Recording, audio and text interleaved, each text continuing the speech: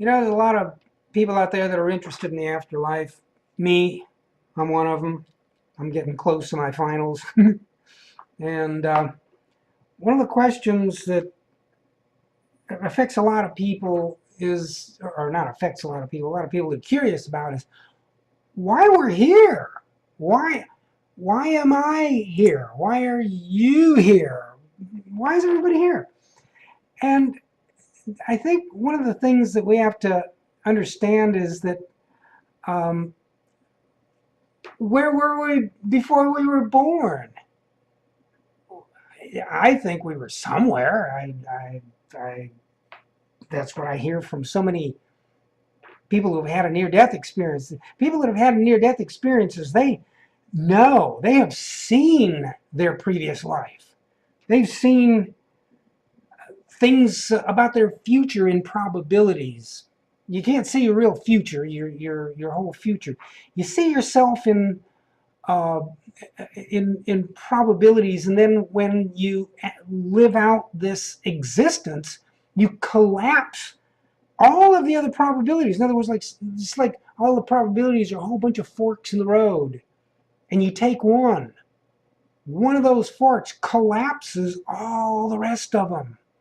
And so the reality, the seriatim, the sequence of events that you, well, I say you, that these people that had these near-death experiences saw in their probabilities before they came here, when they lived out the singular path of their free will, their choice, all the other probabilities basically just go. So who am I to be qualified about talking about near-death experience and that?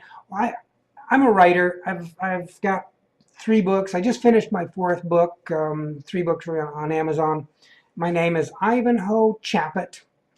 It's a funny last name, Chappet. In French, it's Chaput. When I was growing up, it was Chappet, shot put, shit pot, crap it. Who knows what they uh, might have come up with that I didn't even know about. So, but I got real interested in this life and living and our existence when I was a very young boy. And I talk about this in my books. And I was raised Catholic, and I thought God lived inside this little box that was on the altar, and the priest would go in there and he'd open up the curtains and he'd pull out some wine and some bread and just have a good time with God. Uh, and then I got, later on in life, I got interested in the occult. I got interested in astral projection. And 3 times I found myself out of my body. I had a out-of-body experience. It was very, very interesting. I found myself walking out in the side yard, and I was looking at this beautiful spider web that had all these glistening dewdrops on it. And it was the spider was just beautiful. And I hate spiders. But this spider was beautiful because I think I was in a different frame of mind. And I got so excited, and then I woke up and I went to the window and I went, Jesus, was I really out there? And I looked, and sure enough, there was the spider web, everything just like I had seen it. So this happened to me twice, and then another time I was just a few inches from the ceiling, and I'm going, what the heck am I doing up here? And I looked over to my left, and I saw the top of the closet door. Bam! I slammed back into my bed. The bed jumped. My wife looked at me and said, somebody break in? Did somebody break in? And I said, no, I was, like flying around the ceiling.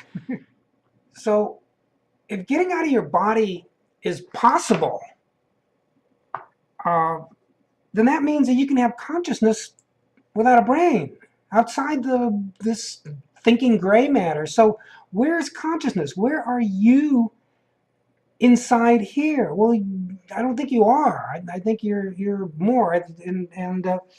The latest consensus is that the brain is a transmitter receiver to your greater self, your higher self, whatever. That the brain is not the seat of consciousness.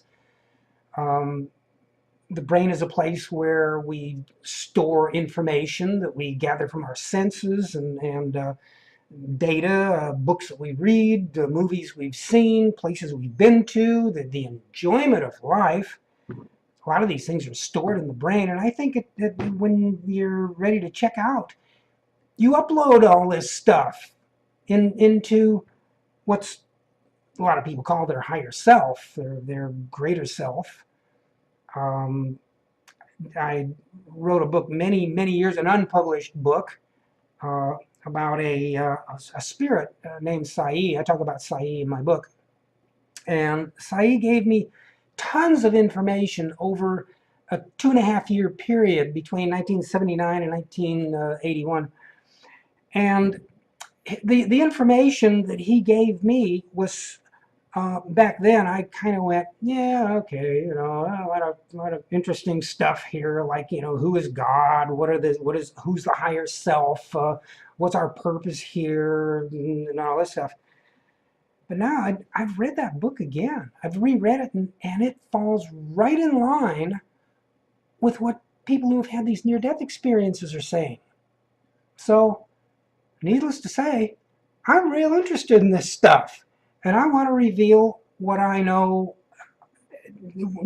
with a group of videos here, a bunch of videos about not just the afterlife, but about how physics. Oh, I love physics.